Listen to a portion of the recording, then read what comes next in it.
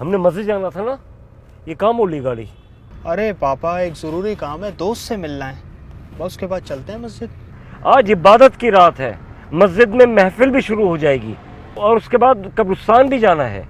अरे पापा, आप टेंशन नहीं लें, हम वक्त पे मस्जिद पहुंच जाएंगे।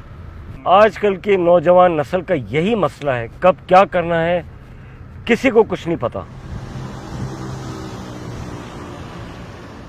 अरे बेटा, तुम्हारे दोस्त का घर कितनी दूर है, ऐसा ना हो कि तुम्हारे दोस्त की वजह से मेरी दुआ मिस हो जाए। ये रात साल में एक दफा आती है। पापा आप टेंशन नहीं लें, हम वापस आ जाएंगे जल्दी।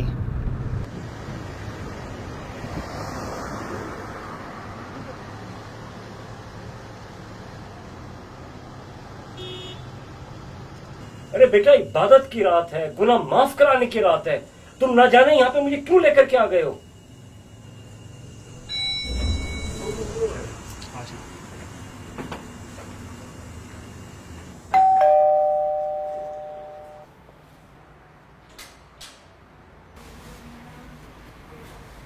ये तुम कहाँ ले आए मुझे?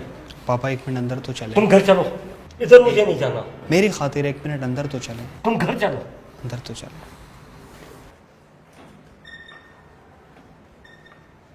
आपको पता है पापा, हाल ही में चाचा का एक्सीडेंट हो गया था जिसमें उनकी एक टांग ज़ाया हो गई।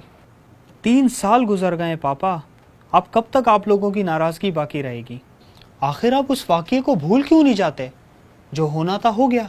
बेटा, तुम्हारे चाचा ने तो भूल जाएं माजी की बातों को, अब घड़े मुर्दे उखाड़ने का क्या फ़ायदा? आप दोनों एक दूसरे को सलाम करना तो दूर, बल्कि एक दूसरे के बारे में बात तक नहीं करते। आपको पता है आपकी हालत देख के दादा अब्बू को कितनी तकलीफ होती होगी।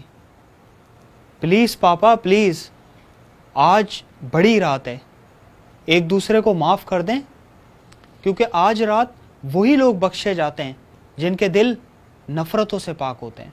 अब मज़ीद हमें अपने दिलों में नफ़रतें नहीं रखनी चाहिए, क्योंकि पापा ज़िंदगी का कुछ भरोसा नहीं। आए हम एक दूसरे को माफ़ करते हैं और अल्लाह ताला को राज़ी करते हैं।